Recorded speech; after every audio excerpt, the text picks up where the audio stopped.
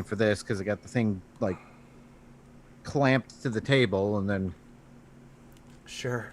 We are live on all three services right now. We just got a new follower before the show even went live from a Naja on Facebook. So welcome Naja if you're watching us. Nasia.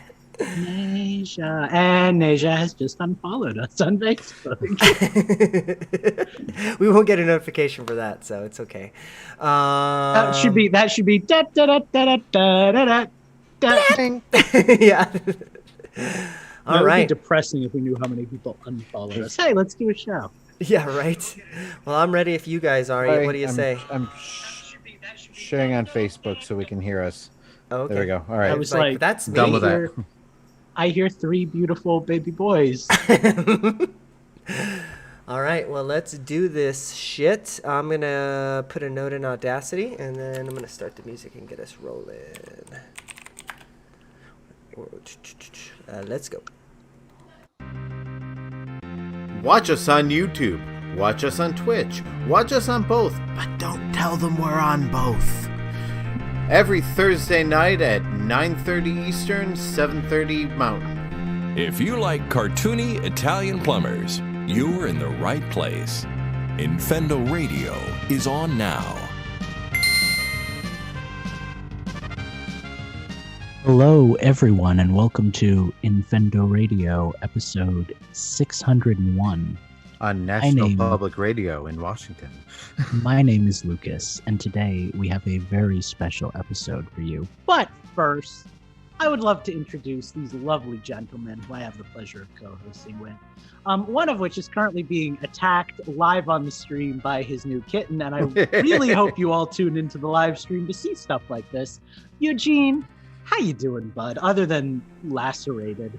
I'm doing great. I've got claw marks, as you mentioned earlier just now. Yeah, this cat is in love with me, but it hurts. It hurts. Kittens hurt. I'm doing great, though. Go to Infendo.com. I miss having a kitten. Oh, yeah, kittens are great. I do like having a kitten. They're so soft, and they smell so good. Yeah. About Infendo stuff, go to Infendo.com. That's really the place that we want you to go. At least that's where I want you to go. So I don't know about you guys. Perfection. I'll tell you where I want you to go after the show. All right. Well, with that, we are ready to do the show. Justin, how you doing tonight, bud? I thought we were already doing the show. I was going to skip you and just go back to the show, but do your thing. I'm great. I'm playing with power tonight. Mm-hmm.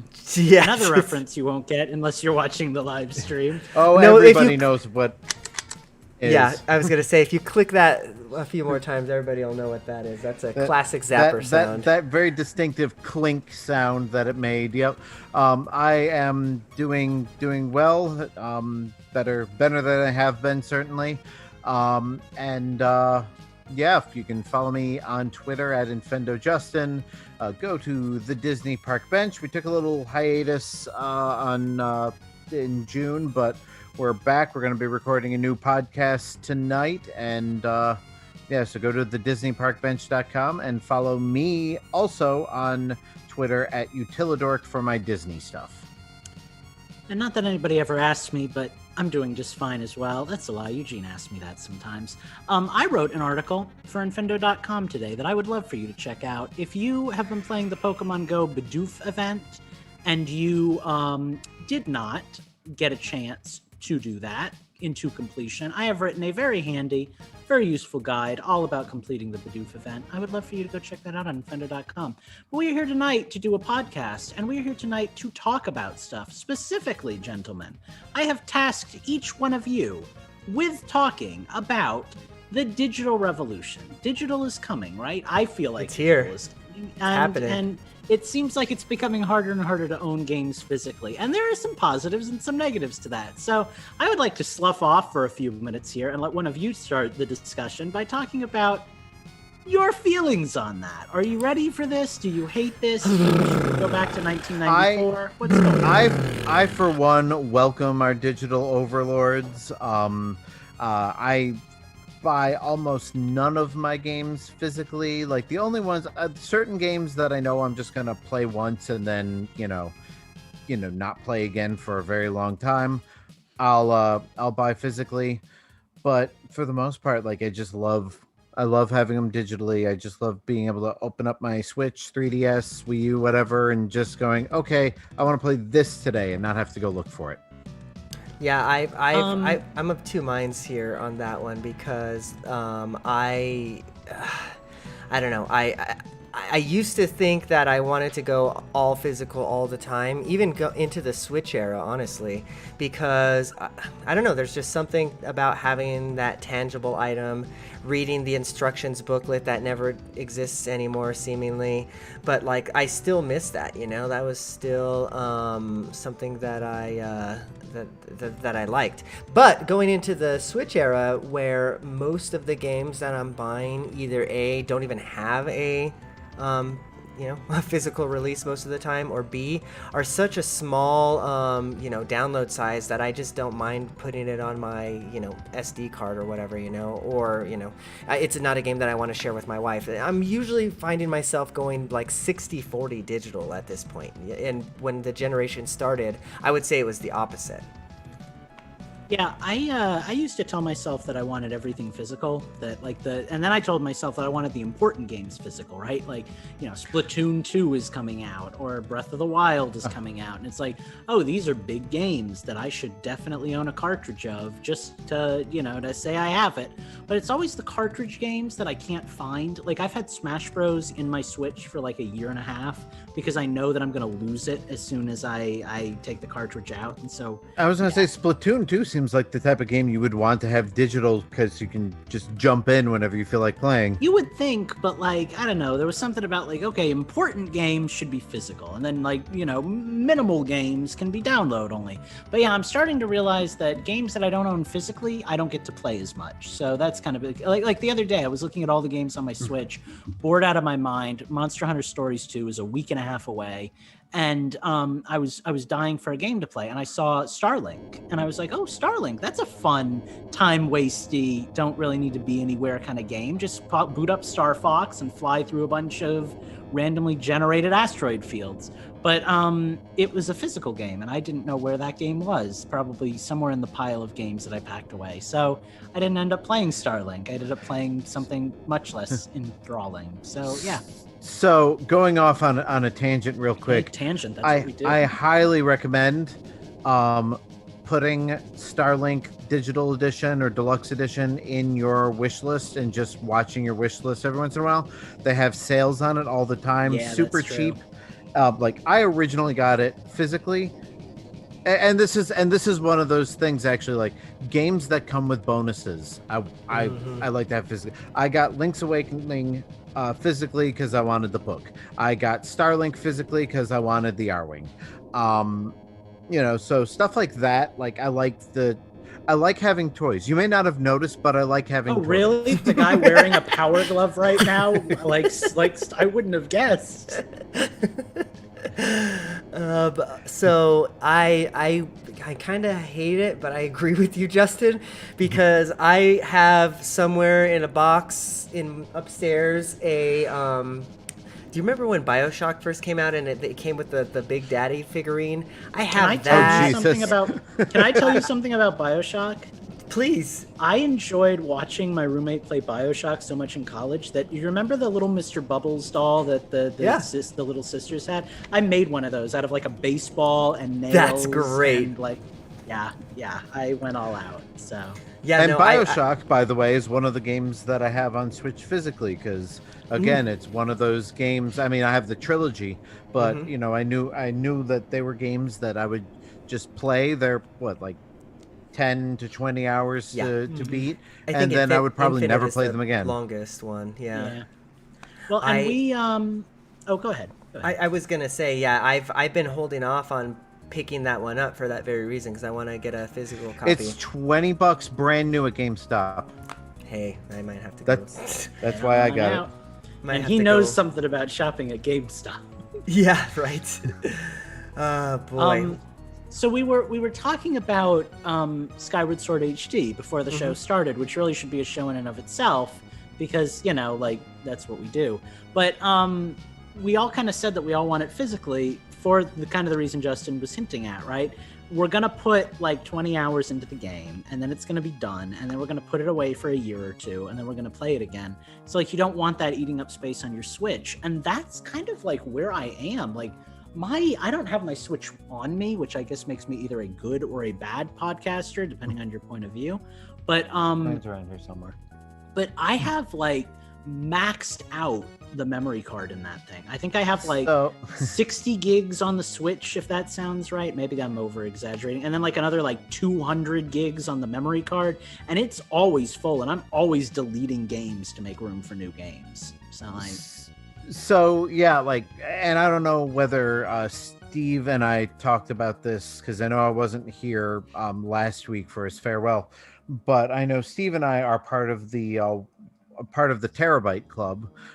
We both have a 1 terabyte micro SD card for our Switches, and mine's about 2/3 full.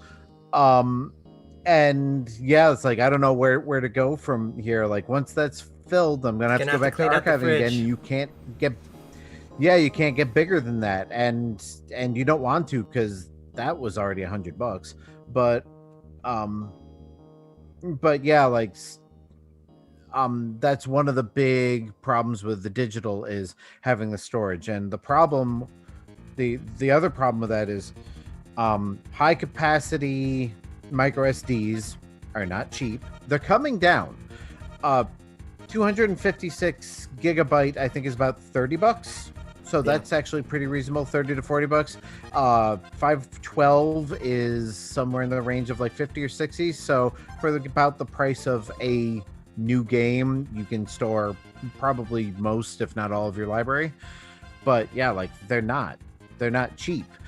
And we were discussing in our Infendo crew Discord, I was looking into possibly getting a PS Vita, because there are a few things that I want to do with it, but the problem with those is good old Sony, nice proprietary memory card, and they only made them up to a certain size, and they were just outrageously expensive. And because they don't make them anymore, and they never licensed third parties to make them, and nobody has figured out how to make a micro SD adapter. Right. I don't know if you saw. I was gonna say hack it. That's your answer. Yeah. Which is probably what I would end up doing with a Vita anyway. So I have a PlayStation TV. So let me tangent off your tangent. That's also a tangent, and say we're still talking digital and physical. It works. When I was trying to get the right battery for my PSP, I even found the right model of PSP that I had, but it was still the wrong size battery, because it was a third-party battery, because Sony doesn't sell the batteries for an outdated system anymore. So what I had to do, and thank you, Corey, my lifelong friend, compatriot, and tech guru, I cut a little piece of foam off of like something that I had like pins stuck to for like Pokemon badges. And I stuck the foam in, and it cemented the battery in place. And I had like a battery and some foam. Yeah, but that's how I had to get the PSP up. Wow. And running. So I feel you, man. My original this is not a Sony podcast, but a PSA for anybody who might have a PSP in a drawer. Go take the damn battery out of it, because those things are expanding right now. Yeah, I did that with mine the other day. Know. Oh, I mean, my battery probably doesn't hold a charge anymore anyway, so it would have to run off the wall anyway. I'll tell you. I'll tell you. Setting up, it's the battery itself. Yeah, it's like the chemicals in the battery, right? Yep. Yeah. It's just constantly expanding, and it might explode. I don't know if it'll explode, but it might explode. Go take your battery out of the system. So I will do that tonight, because I've got one of. I'll do that tonight, because I've got one of the white Darth Vader ones. Oh, and, yeah. And I've already had to replace that once, and I'll never find another one. All right. But yeah, so I was doing that on. Sorry, I keep talking. One last thought. I was doing that on mine. I took my battery out. Hey, you have to edit it. I took my battery out of my system, but then I thought to myself, well, self, maybe you actually want to boot this thing up again and see what was going on. And this was like a couple of weeks ago when we were cleaning house a little bit. Man, I forgot how awesome the PSP was for an emulation system.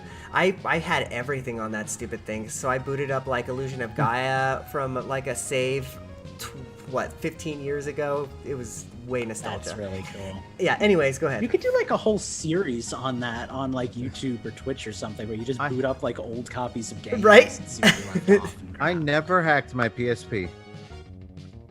I've never hacked mine, but I've also only owned it for like 3 months. So moving back to kind of the topic at hand here. Well, we can segue, because why do you hack video game systems? So you can play your games digitally. I really do want to hack Smash Bros. I've seen some really cool mods for that.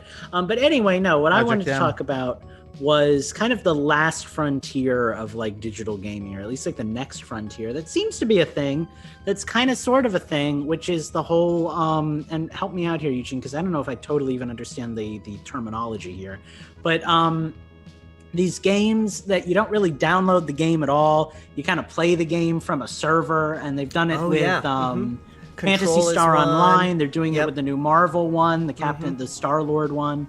Yeah, it's like cloud. It's basically what's the terminology. So Cloud-based, yeah. It's like a cloud streaming game. So it's basic. I don't know what the terminology is, but I know like Xbox calls it theirs xCloud. PlayStation calls theirs PlayStation Now. You know, it's that basic thing. There used to be a service out there called Gaikai that did the same thing. You know, so like Well, and that's kind of like, I feel like that's the next step, right? Like right now we're downloading all of our stuff onto systems, and soon it's probably going to go the way of streaming, kind of like everything else has. But you know how I am with that. Like, you know my opinions on not owning your stuff, and I hate it. But I don't know. I mean, if there's no other option, obviously I'm gonna partake, but I don't know. What do you guys think? Is it a game changer for you? Does it matter at all? Is it just the next inevitable step in evolution? Like, what's going on? I have to say that I'm very curious about this, because the first experience for me was with the Assassin's Creed test before, what's the Google service called?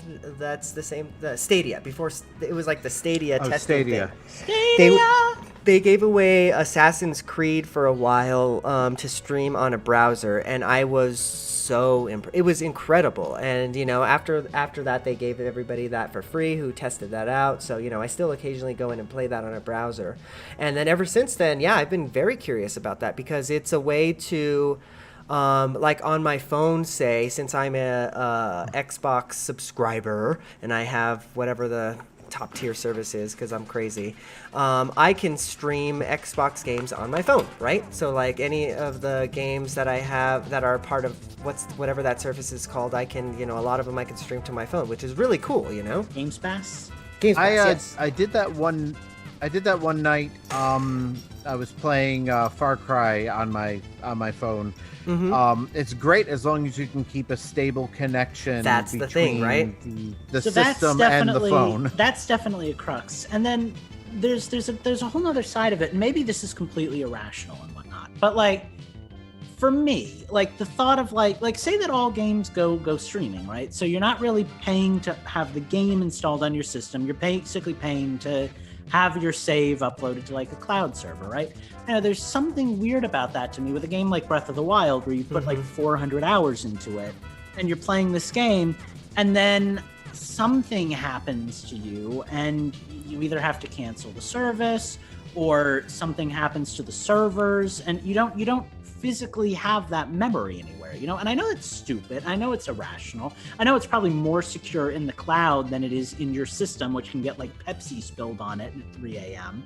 But like, I don't know, there's just something about the idea of putting all that time into a game that you don't have like physically in front of you, you know, that bothers me a little bit. So I've got two thoughts on that. I would say that yes, that definitely sucks, because it happened to me where I was playing a game on Game Pass, and then, you know, it went off of Game Pass the next month, you know, so I had the option of either not playing that game anymore, purchasing it, or buying it. Option 3, which I did, was beat the game the last night before it went off the service. So, but and yeah, then just kind of Mancala is not what I'm thinking of, but yeah, kind of wipe it from existence. Yeah, yeah. exactly. But yeah, no, Mandala. I think I can. I don't know. I think I would be okay with it if it was like a service like what Game Pass is building up, in where it's basically a Netflix for games, you know? I wouldn't like it if I had to pay $60 for a game to, you know, license the rights to stream it, and then, you know, 20 years down the line when the servers don't exist, I won't be able to stream it anymore, you know? That's not okay with me. We know the first company that's going to do that is going to be EA, right? We all know that's what's coming. Because, like, I mean, even just playing their games now is basically you signing, like, an 80-page warranty that, like, you won't play their games. The first time I booted up Knockout or whatever, that dodgeball game, I'm like, oh my God, I have to scroll through this whole thing. It's really depressing. Yeah, so anyway, interesting, you know? Interesting ideas. I hope it's not the default, but I'm glad that it's an option, I guess, is my my thoughts there. That's kind of where I am. I'm just kind of hoping I can always go to a game store and buy a copy of a game, you know, or at least download it, if not that, you know. If GameStop ever goes out of business, then at least let me, like, download the game myself. But right, we'll see. Totally. All right, well, we are going to take a quick break and reassess our digital lives. We will be back on the tail end of it with stories about the wonderful games we've been playing. See you soon.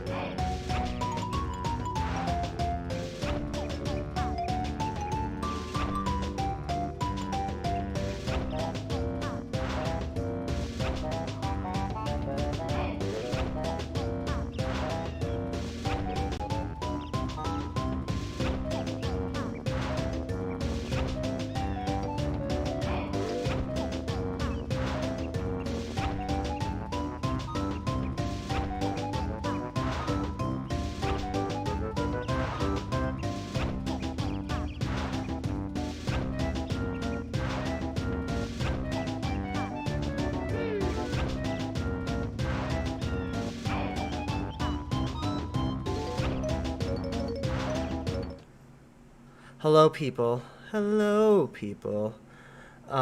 are back. Sorry about the long hiatus while we were talking about the show while we should have been on the show, but we're here, we're back. We were, like, talking about Mario Golf and stuff. It was interesting stuff. It's a shame you missed it. Don't worry, we'll bring that energy to the real We'll try to show. recap some of it. Yeah.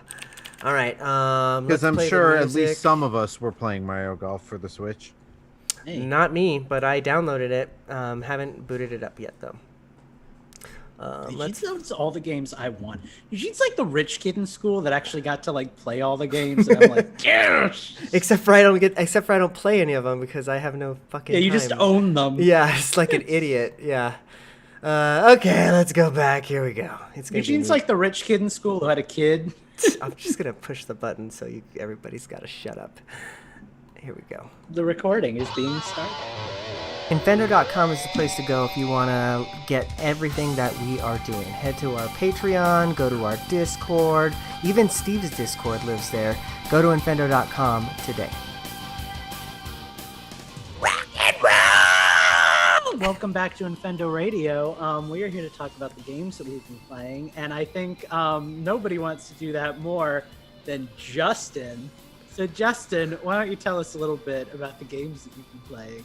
Sure. I thought I had something exciting to talk about. Oh yeah, well I've bought a few games and pulled out a few old games. So yeah, I've got Mario Golf. I knew I was going to get Mario Golf. I've always loved Mario Golf. I was very sad there wasn't one for the Wii. I was Oh, there wasn't a Mario Golf for the Wii, was there? That's 3DS. crazy. Yeah, there wasn't one on the Wii. They didn't even like remaster because they remastered the Mario Tennis for the Wii with motion controls, but for some reason they didn't do it with Mario Golf. They didn't re-release the GameCube one. So yeah, this is the first new console one in a long time. And I'm liking it. I talked a little bit about it when we were discussing E3, but I kind of like the new way they do the power bar, where the bar goes up and then you stop it, and then another bar goes up, and if you stop it on the same point as the last one, you get the nice shot bonus. It doesn't have to be full power every time, so that's nice. I have a question, but I don't know if Answer you played is enough. 42. I don't know if you played enough to answer it. Probably not. One of the things I really liked about the Mario Golf and tennis games on the N64 and the GameCube were they had all these like fun challenge modes that you could do, like, the ring shot and like that kind of stuff. There was one in Mario Golf Toadstool Tour where you went and like you shot coins and you tried to collect as many coins as you could get by the end of the level and stuff. And there were all these cool, hard to unlock unlockables that were tied into those challenges, like Shadow Mario from Mario Sunshine in Mario Golf and stuff. I know the unlockables apparently happen really quick because I'm in Steve's Discord and I watched him play the game for a full week. But like, are there any of those like challenge modes? Like, is ring shot a thing? Are there bonus things? Or is it all kind of been converted into like multiplayer modes, like the rushing mode and the battle mode and that kind of stuff? So the answer is Because you haven't played enough of the game. And I feel bad for making you go through all that only to That's get. okay. I still got to make a statement. If nothing else, I do remember like the ring shot one in the N64 was always good fun. But yeah, I don't know. I've only played like vanilla golf and a little bit of the story mode, so I haven't even done the whatever the rush mode is yet. I haven't even tried that yet because I'm just having fun with vanilla Mario Golf. Yeah. It's a nice relaxing thing to play when I'm laying in bed waiting to fall asleep. Does it feel like Mario Golf? Does it feel like playing Mario Golf on the... Yeah. Okay, that's good. Yeah, it definitely feels like a refined, like console 3D Mario Golf. I know like the Game Boy Color and Game Boy Advance ones were a little bit, because they had 2D graphics, so the courses weren't quite as elaborate, and it was easier to putt and measure because you had limited pixels and physics. But no, obviously, since this is a full 3D console system, you're getting the full 3D console experience. So, putting requires a certain amount of finesse. It's not as difficult as it was in some of the earlier games, so I'm kind of appreciative of that. But, yeah, I mean, it really, it feels like Mario Golf. It still feels like Mario. Okay, that's good, because Mario Tennis was close, but it didn't quite hit the mark for me. There were things about it that I really liked, but it was just short. There was no like Mario Tennis. The thing I always liked so much was the tournament mode and how you got a trophy at the end, and each character could get the trophy, and they had the animations and stuff. That was never a thing in Mario Golf, but I was really kind of disappointed that they kind of watered down the whole tournament experience in tennis and stuff. So glad to hear Mario Golf sounds better. Yeah, and the story mode is definitely better Mario Golf, because you've got a good. full 3D world to explore. I mean, we're not like Breath of the Wild here, but you've got your little campus area, and you walk around and you talk to NPCs, and your character's fully rendered, and you can play as a Mii. So that's always nice. I'm really glad Nintendo's bringing Mii's back. I hope we see more of those. Oh, can I make an offhand prediction on a tangent here? Predictions were supposed to be a month ago. You're a little late. But I'm predicting it anyway. I'm predicting that the reason that we're getting a 6 Smash Bros character is because we are going to get a new Mii fighter character that's going to utilize the same tech as Miitopia, and you're going to be able to import your Miis from Miitopia into Smash Bros. I think that's who the 6th fighter is. So I just wanted to make that known because I've been having fever dreams about that for the last few days. And I'm already disappointed. Yeah, well, here you go. I do love the Mii fighters in Smash, but as I showed on Twitter recently, I haven't been playing a lot of Smash. The last time I booted up Smash, it very excitedly told me that Pyra and some other chick were now available. I don't know. Here first, folks. Something. Some Japanese thing. I don't know. It was something weeby. But so I had to re-update Smash in order to get. Who's the new character? I forgot who the new character is. Ryo Hayabusa. I don't know, the dude. The guy from Tekken. So I haven't had a chance to play as him. Cool. Because mostly what I've been playing on my Switch has been Mario Golf and Tony Hawk Pro Skater 1 and 2. Which, damn, I'm rusty. I remember pulling off some real sick combos and just really racking up the points and all that, and I went in and played it when I first got it, and I think I totaled a few hundred points.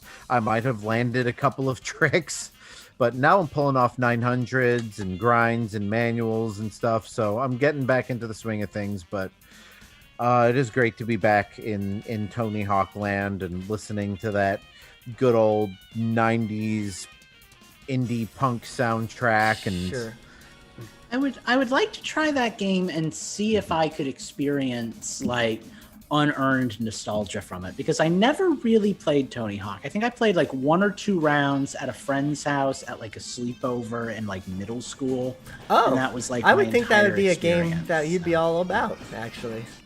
I feel like I really thought it was cool as a little kid, but they were good games. Yeah, they were always good games. When you're a kid, you kind of just get what you can get, and totally. It's I might get one really good game for Christmas. So Tony Hawk just never really came up, but yeah, I'd love to try it.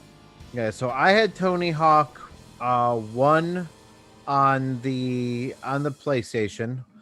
2 I think I got on Dreamcast, actually. Oh, okay. And then the system, I see. And then I got the Tony Hawk 1 and 2 for the Xbox when they did that, or 2X. It was Tony Hawk 2X. And then Tony Hawk 3 on the GameCube, I think, was the last new Tony Hawk game I played. They remastered the original 5-10 years ago, and I got that and barely played it. But the last time I spent any real time with Tony Hawk was Tony Hawk 3 on the GameCube. So I'm sure. Really rusty. The last time I spent any real time with Tony Hawk was at XCon, where we hung out. Some beers, But aside from that, I have been playing a lot of. Well, let me tell you a little story. I found my Game Boy Advance, and so I rummaged through my cartridges, and I pulled out a classic Game Boy Advance game that everybody knows. That's and loves why you and were wants to talking play. about Game Boy Advance before the show. That's right, Game & Watch Gallery 4. There it is. That sounds like Justin.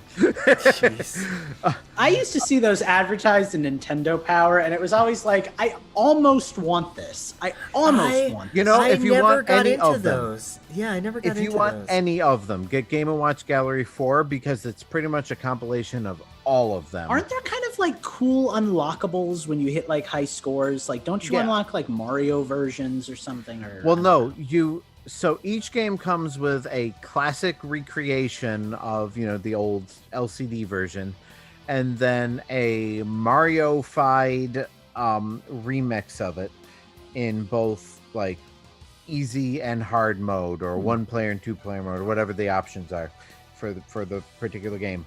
And then as you get more and more high scores and earn more and more stars, you unlock more games.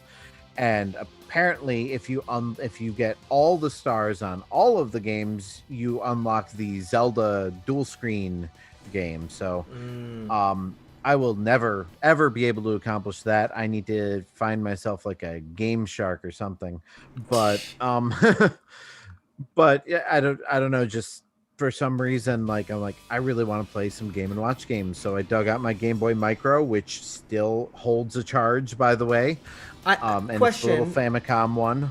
Maybe one that you may not have the answer to, but do Game Boy Advance cartridges, if they have a save, do they have a battery? I believe they do have a battery. I think Game Boy Advance still used batteries. Obviously, by the time they got the DS, it was flash. But so how far are we away from everybody's old Game Boy Advance saves getting wiped because the batteries died? Pokemon Gold and Silver just went out like 5 or 6 years ago. I feel like that was when those started to apocalypse. So. Oh no! That I remember working in a game store like 10 years ago, and we used to have to check and make sure that the battery was still held a charge. Otherwise, we wouldn't take the games. So I'm convinced that my games batteries run on childhood amazement and wonder, because none of my games, including my old Game Boy games, have ever lost a save. All right. So here's the thing: actually holding the save takes like almost no juice at all. And storing a new save. Well, no. The reason the Pokemon games had a problem holding the battery life is because they had the clock that was constantly running even when you weren't playing it. So the battery would die like a watch battery would die. Interesting. Because it is a watch battery. But as far as just I feel like we're on a freaking Bill Nye segment or something. All the battery has to do. The battery would die, kind of like a watch battery. All the battery save has to do is provide enough power to the cartridge for the RAM to not empty. And apparently that's just like the bare minimum amount of energy, so they can hold for a really long time. But they'll all crap out eventually, so everything dies. Okay, interesting. Which is why we need emulation. So that's pretty much it. I was going to start playing. Here's your show title, Eugene. Everything dies. I was going to start playing Samus Returns. Okay. I've been having some trouble with my 3DS. Hopefully, it's not broken permanently, because they cost a vital organ to replace nowadays. But for real though. Yeah, hopefully I'll be playing some Samus Returns by next week. Awesome. Wish you the best of luck. Eugene, you want to dive in? Sure. With the organs that I'll be replacing to fund my video game purchases. Tell us about your kidneys. Okay, well, I've got 2 right now, I think. Or you can tell us about the games you've been playing. Yeah, I've been playing the same old stuff, guys. But I did boot up Smash Brothers. I always wait for this. I think you're my favorite part about a new character getting released. I don't give a crap about Hideki Tobayashi, but I really want to hear what you think about the character, because I don't know. I really enjoy hearing this. Yeah, boy, I feel like I have to take a college course to learn this character. Have you guys seen this guy's moveset? I haven't watched any of the videos or boot up. I'm so disinterested. I haven't even played. I almost popped in Tekken 3D into my 3DS just to brush up on my Tekken I'm not moves. I'm not mad about this character. I think the only character I was genuinely upset about was Steve, and I'm sorry, Steve. I know you're listening right now, but I think Steve was the only character I was genuinely upset about. I am at a flat 0 for this one. It just feels like wasted space to me. But go on. So I just put a link in the chat there, and I'm also putting up this if you're watching the live show. Woo! This guy's got some moves. I will say I was not very excited for this character either. Because I don't really care about Tekken. That's not really my thing. But my wife Heather, she was like, "Oh yeah, that's the Tekken guy," and I was like, "What?" Yeah, she knows because she plays Tekken. She knows she would beat me in Tekken if I bought Tekken right now and played Tekken. She's actually good at Tekken. So yeah, she was, so I think this character is actually for some people. It's just not our, it's just not us. It's not anyways. for us. I mean, I like Tekken, and I was fully expecting a Tekken character at some point because, Namco co-developed the game, so... But so I'm neither disappointed nor excited about this, but... Sure.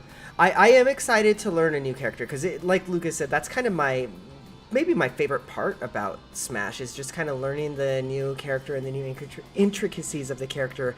This character feels... Do you remember when Ryu showed up and it was like, wow, like this actually feels like I'm playing a fighting game. Straight out of like Street Fighter. Yeah, this is even more so that I feel because...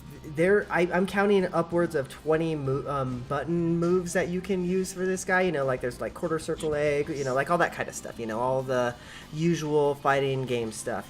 And I have to say, I have not gotten anywhere near competent.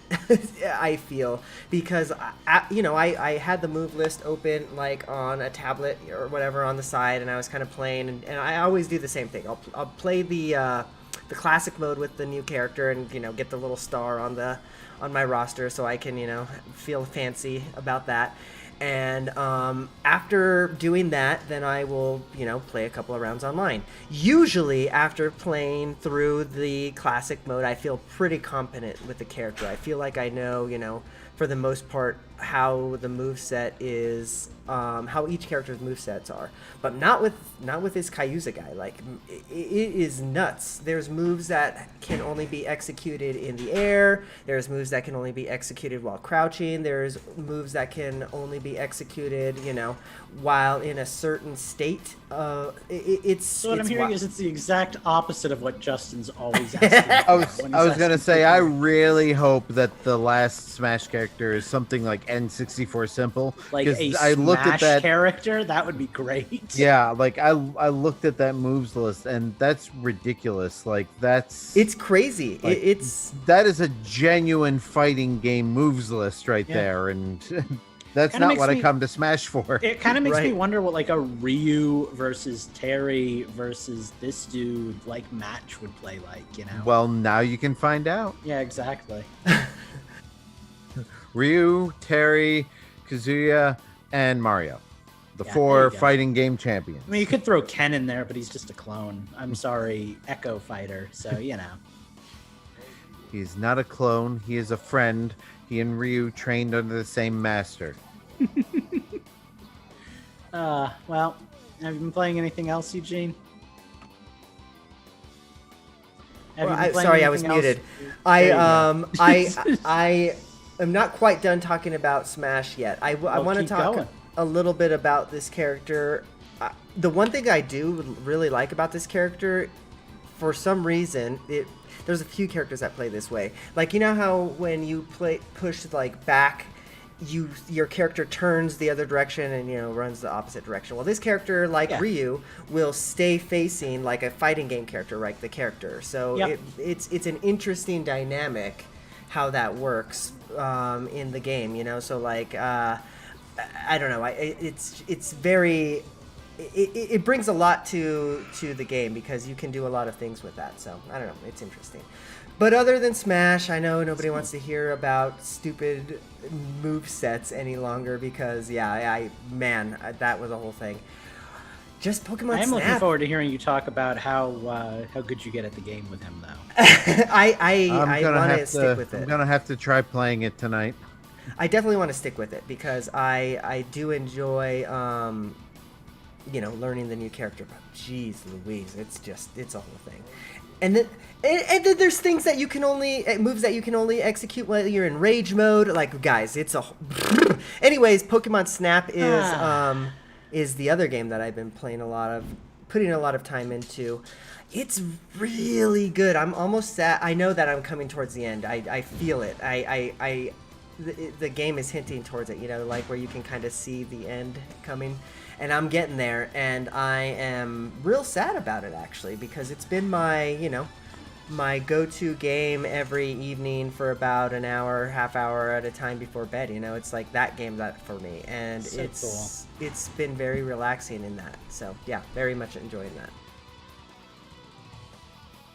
But that's I saw a picture.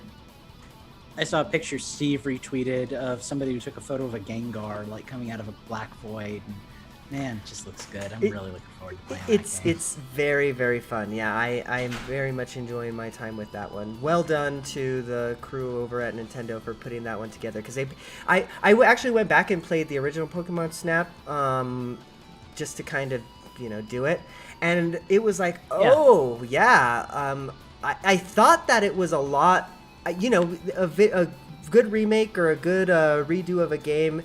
It makes you feel like you're playing the original game, right? Like, and then when I went back and played the original, I was like, oh no, I'm seeing all of the hard edges on the 64 game, Yeah. You said the new one, you can actually like go to the different areas at different times of day, right? Like there's a daytime and a nighttime one. Mm-hmm. I love that in games because I love to like do nighttime stuff at night, right? And like daytime stuff, and that's so cool.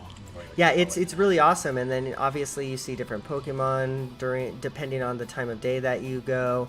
I'm not going to spoil too much because I know that you want to get into the game, but yeah, there's different events that you can do, very like the original Pokemon Snap, right? Different events that you can do to make the entire run of Pokemon change the next time you go to that same area. So it's cool.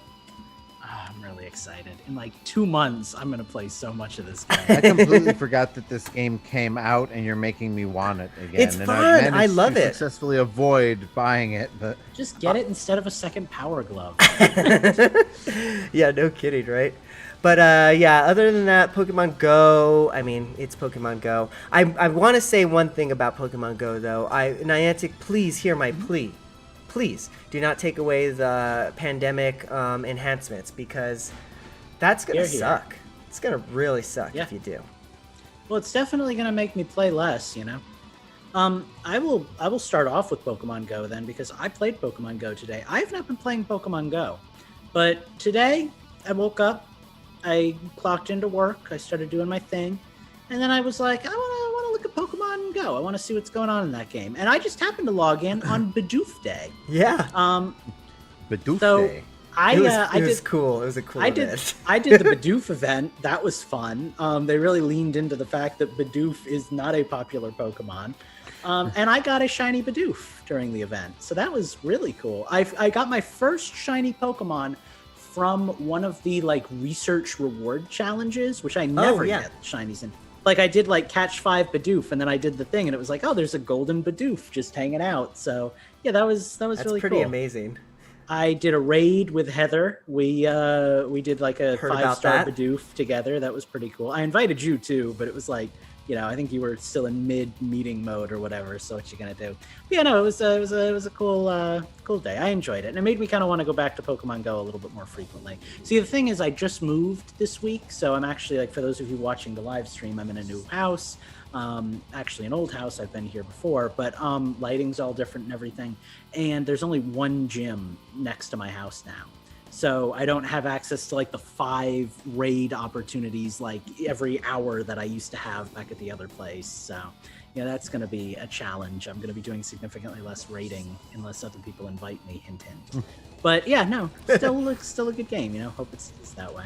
The other game I really wanted to talk about, and I really wanted to talk about this because this is, I think, the only monster catching game that I like more than the Pokemon series, and the sequel is coming out, and I downloaded the demo and I already pre-ordered it.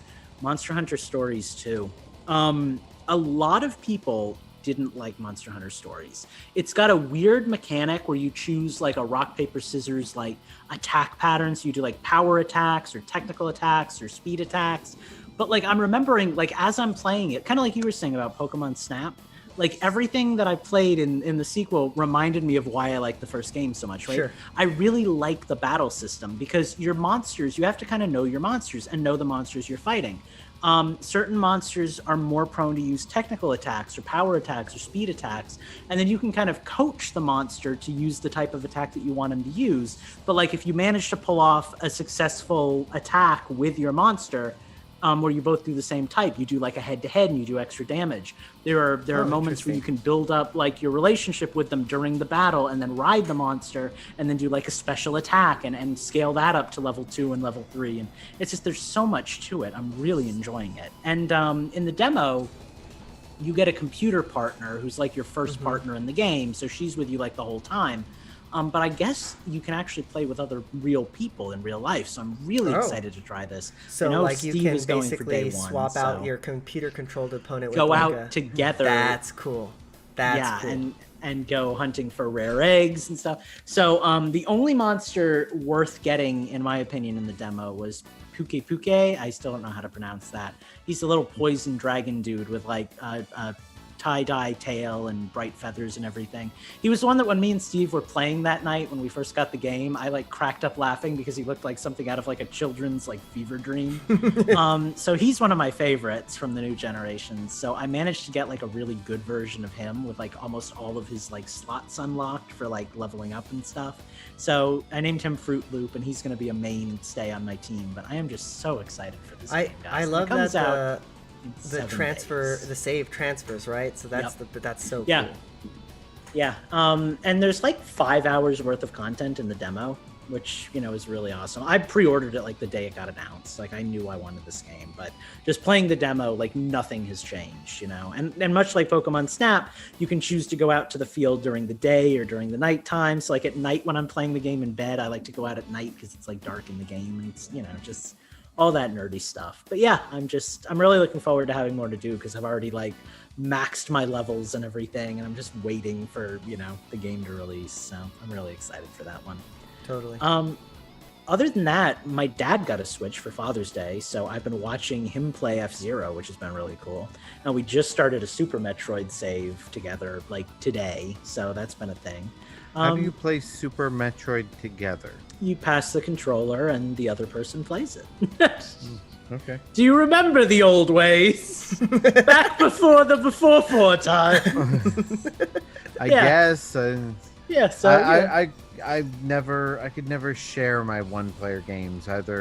Either my friend watched me play it or I watched him play it. It's easy. Either you die.